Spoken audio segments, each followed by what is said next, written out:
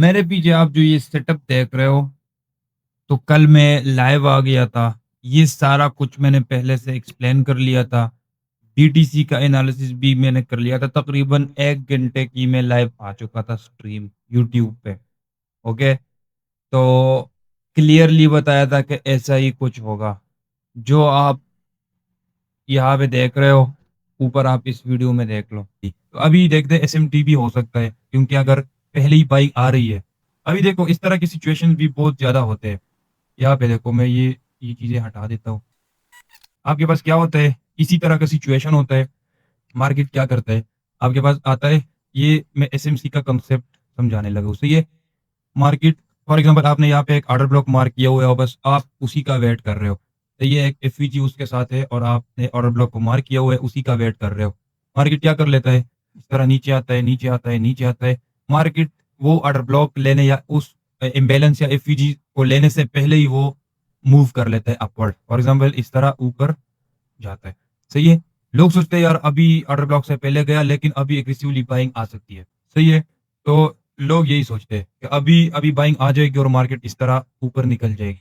लेकिन मार्केट क्या कर लेता है, देखो यहाँ पे, अगर आप देखो मार्केट क्या कर लेता है, इन सब की लिक्विडिटीज लेती है, बहुत ज्यादा ऊपर नहीं जाता। सही है, क्योंकि यहाँ पे भी शॉर्टर्स होते हैं जिन्होंने शॉर्ट किया होता है मार्केट, या इनकी लिक्विडिटी लेने के बाद भी नीचे आके इन सब की लिक्विडिटीज भी लेती है, क्योंकि यहाँ पे लोगों ने ऑलरेडी बाइंग की होगी।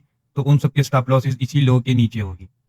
वो यहाँ पे ले लेंगे मार्केट, लिक्विडिटी इनकी ले लेगी मार्केट, और उसी, या ऐसा भी हो सकता है एक वीक यहाँ तक छोड़ जाए, फिर मार्केट यहाँ पे वापस जाए और आपके पास एक क्लोजिंग मार्केट यहाँ पे।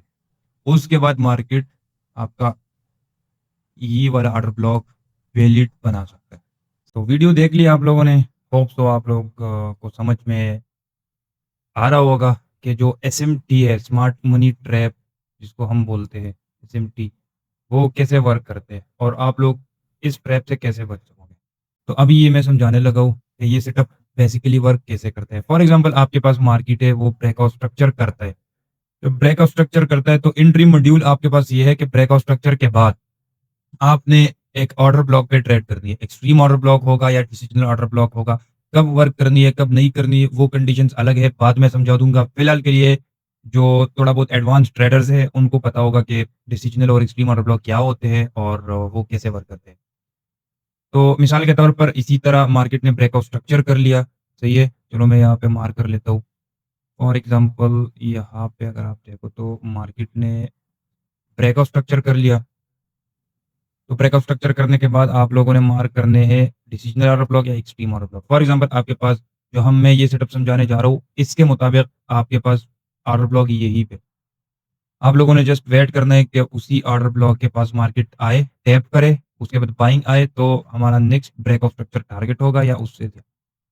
ये एंट्री मॉड्यूल है एसएमसी में, एंट्री मॉड्यूल। ओके? तो ये हमारे पास एक एंट्री मॉड्यूल है कि ब्रेकआउट स्ट्रक्चर के बाद ये कंडीशन फॉलो करना है, तो आपने ट्रेड कर लिया। अब इसमें एसएमटी किस तरीके से वर्क करता है वो यहाँ पे मैंने समझा दिया कि ब्रेकआउट स्ट्रक्चर कर लिया मार्केट ने। सही है, यही पे हुआ, या अगर आप गौर से देखो तो यही पे हुआ, क्योंकि यहाँ पे हाई बन चुकी थी। फॉर एग्जाम्पल यहाँ पे आपके पास ब्रेकआउट स्ट्रक्चर हुआ, हाई वैलिड है, नहीं है क्योंकि आईडीएम नहीं लिया। ये वाली हाई वैलिड क्यों हुआ, आईडीएम ले लिया मार्केट ने, तब आपके पास ये वाली हाई, सॉरी,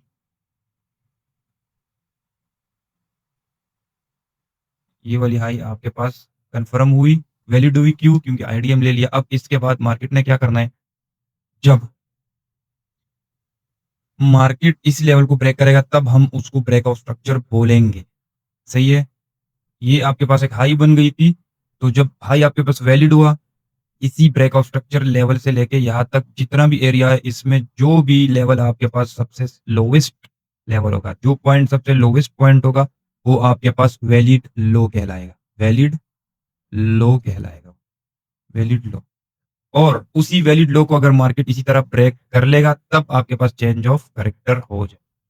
अभी मार्केट ने क्या किया था उसी टाइम पे, जो मैंने स्ट्रीम पे समझाई थी कि मार्केट इसी ऑर्डर ब्लॉक को टैप करने से पहले जा रहा है ऊपर।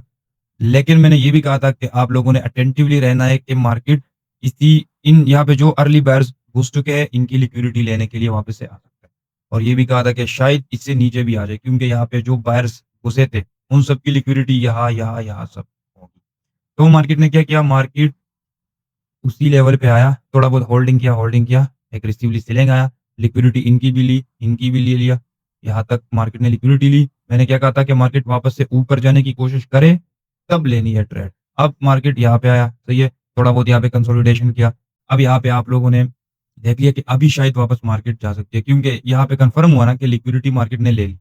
अब यहाँ पे आप लोगों ने ट्रेड एंटर कर ली, ट्रेड ओपन कर ली, नेक्स्ट ब्रेकआउट स्ट्रक्चर आपका टारगेट हुआ। अगर आप थोड़ा बहुत ट्रेल भी कर सकते हो, तो भी आप लोगों ने ट्रेल करनी चाहिए ट्रेड। क्योंकि आपको पता है कि market is extremely in bullish trend. तो होप सो आप लोगों को ये एक स्ट्रैटेजी पसंद आई होगी। पसंद आई है तो लाइक करो, चैनल को सब्सक्राइब करो और मज़ीद नए वीडियोज़ के लिए कमेंट सेक्शन में अपना क्वेश्चंस करो, सही है? और बताओ कि कौन-कौन से टॉपिक्स पे मैं अभी वीडियोज़ बनाऊँ।